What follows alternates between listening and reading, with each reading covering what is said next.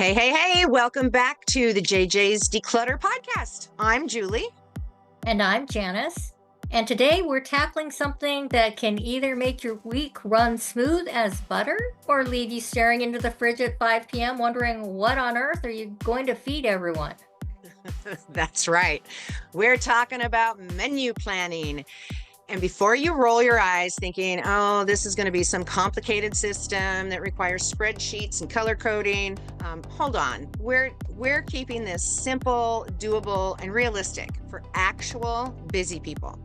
Because let's be honest, if it's not simple, we're not doing it. Am I right? That's right. Menu planning gets a bad rap because people think it means you have to plan out every single meal for every single day with military precision. But really, it's just about having a loose plan so you're not making decisions when you're already hungry and tired. It's about taking that mental load off your shoulders during the busiest parts of your week. And here's what's cool. Once you get into a rhythm with menu planning, it actually saves you time, saves you money, reduces food waste, and honestly, it reduces so much stress. No more 5 p.m. panic. No more, I guess we're having cereal for dinner again nights. Well, I mean, you can still have those nights, but they're intentional cereal nights. Exactly. So today we're going to walk you through the basics of everyday meal menu planning, and then we're going to talk about how to apply those same principles to holiday meal planning. Because whether it's a regular Tuesday or Thanksgiving, the foundations are the same. Are you ready? Let's dive in. All right. So, with our everyday menu planning basics here, we're going to start with your goals. So, you need to ask yourself, why am I doing this? And I don't mean in an existential crisis kind of way. I mean, what's your actual goal with menu planning? Because your goal is going to shape the kind of plan that you create. Mhm. Are you trying to save money? Are you trying to eat healthier? Maybe you're trying to reduce food waste because you're tired of throwing away produce that goes bad before you use it. Or maybe you just want to simplify your weeknights so you're not making 1,000 decisions when you're already exhausted. And that's such an important starting point because a budget friendly menu looks different from a health focused menu, which looks different from a we have 3 soccer practices week survival menu, because they really do. So, this is an example. If saving money is your main goal, you're going to plan around sales, use more pantry staples, and focus on meals that stretch ingredients across multiple dishes. If health is your goal, you're building meals around vegetables and lean proteins. And if time is your enemy, you're looking at one pot meals, slow cooker recipes, and strategic use of leftovers. Know your why, and everything else gets easier. So, next up, this is huge. You have to look at your actual schedule for the week. Don't just plan meals in a vacuum. Look at what your week really looks like. Do you have 3 late nights where nobody gets home until 7 p.m.? Those are not the nights to plan a complicated new recipe. Those are your quick meal nights, your leftover nights, your throw it in the slow cooker that morning kind of night. Mhm. Right. And on the flip side, maybe you have a Saturday afternoon when you're actually home and have some time. That's when you want to try a new recipe or do some batch cooking that sets you up for the week. The biggest menu planning mistake people make is creating a plan that doesn't match their reality. They plan like they have unlimited time and energy, and then they feel like failures when they can't execute it. Your menu should fit your life, not the other way around. Also, check if you have any nights where you're eating out or going to an event. Mark those so you don't buy groceries for meals you're not actually cooking. Absolutely. So you want to plan core meals. Most people start menu planning with dinner because that's usually the biggest meal and the one that causes the most stress. Breakfast and lunch tend to be more routine, cereal, toast, sandwiches, salads, whatever. But dinner is where we need a plan. So here's a simple framework that works for a lot of people. Plan one pasta or grain dish, one meatless meal, one soup or salad night, one slow cooker meal or sheet pan meal, slow cooker or sheet pan, one family favorite comfort dish, one night to try a new recipe if you're feeling adventurous, and one leftover or flex night. Now, that framework is so helpful because it gives you a variety without overwhelming you with decisions. And here's a pro tip that saves so much money and time: choose meals that can share ingredients. If you're roasting a whole chicken on Sunday, use the leftovers for taco on Tuesday, and then make soup with the bones and the remaining meat on Thursday. One chicken, three meals. Or if you're buying cilantro for tacos, plan a stir fry or a curry earlier that week so the cilantro gets used up instead of turning into that green slime in your crisper drawer. Yeah, that Mhm. happens to me. When your meals overlap in ingredients, you buy less, waste less, and you actually prep less. So let's take stock and make your list before you go shopping. And this is so important. You have to check what you already have. Open that fridge, peek in the freezer, look in the pantry. What needs to be used up? What's about to expire? Can you build a meal around that package of ground beef that's been in the freezer or those vegetables that are getting a little sad? Using what you have first is how you save money and reduce waste. Plus, it prevents you from buying duplicates of things you already own. Yeah. And once you know what you have and what you need, write down your menu somewhere visible. Post it on the fridge, write it in your planner, put it in a phone app, whatever works for you. Even a simple list like Monday, chicken stir fry, Tuesday, pasta and salad, Wednesday, leftovers, Thursday, tacos, Friday, pizza night. It takes the mental load off. You're not making decisions in the moment when you're tired. You've already decided, so you just execute. Then make your grocery list organized by sections: produce, dairy, pantry, frozen. This is going to make shopping faster and helps you stick to your plan instead of wandering the aisles and making impulse buys. That is so true. And I used to be a grocery checker, and I have literally, when people would come into the store with their list, especially the little old people that don't know where anything is, I I would go through their list and write the aisle number that all Oh, their that was things were on nice. for them, because it just, when they're having a hard time walking anyway, it's like, oh, okay, so let's start you on aisle one, and we're going to go aisle by aisle. So anyway, it is really good to have your things organized by sections that way: produce, dairy, pantry, frozen, all that stuff. So you want to prep ahead and stay flexible. If you can carve out even 20 to 30 minutes on the weekend or a quieter evening, doing some meal prep, it's a game changer. Wash and chop vegetables, marinate meats, cook a big batch of rice or quinoa, boil a dozen eggs. I actually use my Instapot. It's perfect for eggs. Mhm. Even simple things like pre-washing lettuce or cutting up fruit for snacks can save you so much time during the week. You're not doing all the cooking ahead. You're just doing the annoying prep work so that when it's time to make dinner, you're not starting from zero. And here's the thing: your menu plan is a guide, not a prison sentence. Life happens, plans change. If you've planned fish for Wednesday but you're not feeling it, swap it with Thursday's meal.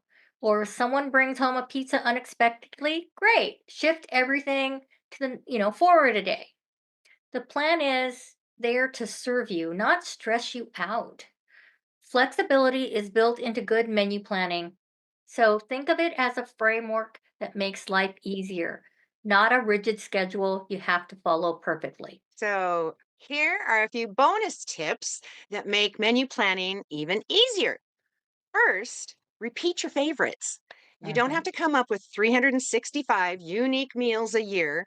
Rotate 15 to 20 reliable meals every 2 to 4 weeks. Your family won't complain. They'll actually appreciate having their favorites regularly. Second, consider theme nights: Taco Tuesday, Soup Sunday, Meatless Monday, Pizza Friday. We do Pizza Friday every week, and I love it. It just really is, it's great because if we are shopping at any time and I see things that'd be good on a pizza, I just bring them home. We get to Friday, we don't have to go to the store for anything because we already have all of that. So themes make planning almost automatic. And embrace batch cooking and freezer meals. When you make Mhm. chili or soup, double the recipe and freeze half. When you're browning ground beef for tacos, brown extra and freeze it in portions. You'll be really glad you did later on. Also, get creative with leftovers. Roast chicken becomes chicken salad sandwiches, or it becomes chicken noodle soup, or maybe even chicken quesadillas. One cook session, multiple meals. That's smart menu planning right there.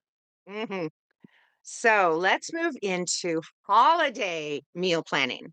So now that we've covered everyday menu planning, let's talk about those same principles and applying them to holiday meals. Because holiday meal planning is really just regular meal planning with sparkle and higher stakes. The goal is the same: make gatherings feel joyful and delicious without making yourself completely crazy in the process. And let me tell you, holiday meals can either be this beautiful expression of love and connection, or they can turn into a stress tornado that leaves you exhausted and resentful. And we want the first one for you. Yes. The key difference between holiday planning is that the timeline is longer, the guest list is bigger, and the pressure feels higher. But if you break it down into small, doable doses and start early enough, it's totally manageable. The biggest mistake people make is waiting until the last minute and then trying to do everything themselves while they also achieve perfection. That's a recipe for burnout. Yeah, So let's talk absolutely. about how to plan a holiday meal that you'll actually enjoy hosting. You bet. So, first things first, before you dive into recipes and Pinterest boards, you need to get clear on the basics. Who's coming? How many people? Are there any dietary restrictions or allergies that you need to accommodate for? Do you have vegetarians? Someone who's gluten free? A picky kid who only eats three foods? Knowing your guests helps you plan a menu that works for everyone, and then think about the vibe you want. Is this a cozy family dinner around the table? Is it an open house where people come and go? A buffet style gathering? A formal sit down situation? That vision really matters because it affects everything: your menu, your serving style, how much food you make, even how you set up your space. A casual buffet is way different from plated courses. A drop in open house means you need food that can sit out safely and look good for hours. A formal dinner means more courses and coordinated timing. Once you're clear on the who and the what kind of gathering, the rest of the planning becomes much clearer. You're not just randomly picking recipes, you're choosing ones that fit your specific situation. So plan early and work backward. Here's where holiday planning really differs from weeknight planning. You need to start way earlier, 2 to 3 weeks before the event. Finalize your menu and start assigning dishes if you're doing potluck style. There is also this is also when you would order your specialty items like fresh turkey or special cut of meat. 1 week before, you want to shop for all of your non-perishables, the canned goods, the dry ingredients, beverages, anything that won't go bad. 2 to 3 days before, you're shopping for fresh produce and perishables, and you're doing as much prep as possible. Make your desserts. Prep casseroles that can be refrigerated, chop vegetables, set your table. The day before, you're doing final baking, making sauces, prepping ingredients, and then on the day of, you're really just cooking the main dish and reheating the sides. Working backwards from your event date is so smart because it prevents that last minute panic. When you've spread the workout over several days or even weeks, nothing feels overwhelming. You're doing a little bit at a time, or well, like we could like to call it, small doable doses, instead of everything in one exhausting marathon session. And here's Mhm. a time saver people don't think about: set that table the day before. Get out all your serving dishes and put sticky notes on them saying what goes where. Mashed potatoes here, green beans there, rolls here. On the day of, you're just filling dishes, not hunting through cabinets wondering where the serving spoon is. And if you're like me, I actually put ingredients into the pots that they're going to be cooked in. So that way I don't have to think about that either. That's great. So let's build a balanced meal here. When you're building your holiday menu, think about creating a meal that has a variety of flavors, textures, and colors. You want your main centerpiece, that turkey, ham, roast, whatever, and then 3 to 5 sides that complement it.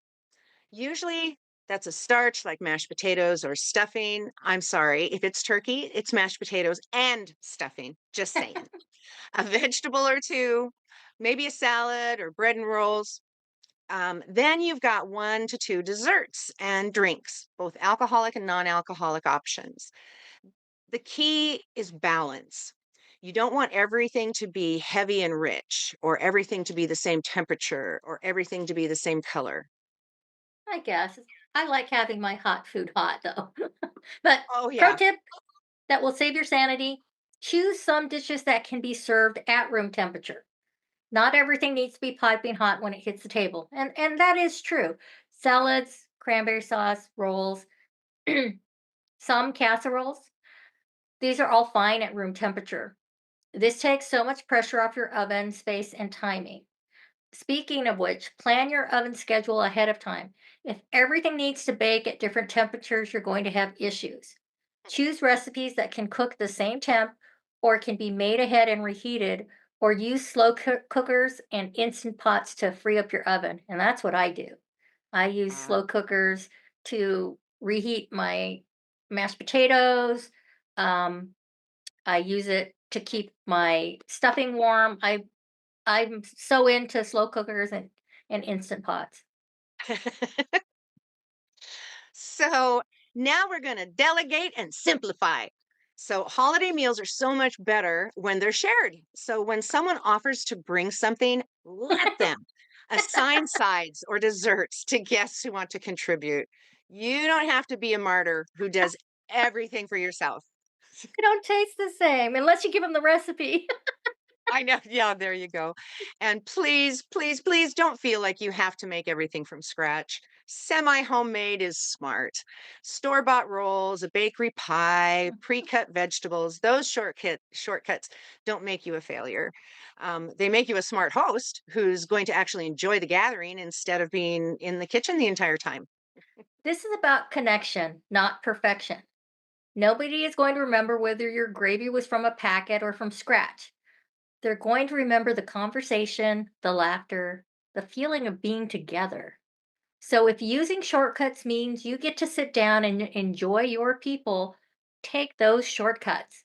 Your worth as a host is not measured in how many things you made from scratch. It's measured in how welcome and loved your guests feel. So true. But I will say, you don't have to make your gravy from scratch or from a packet, but you must have gravy. You must have gravy.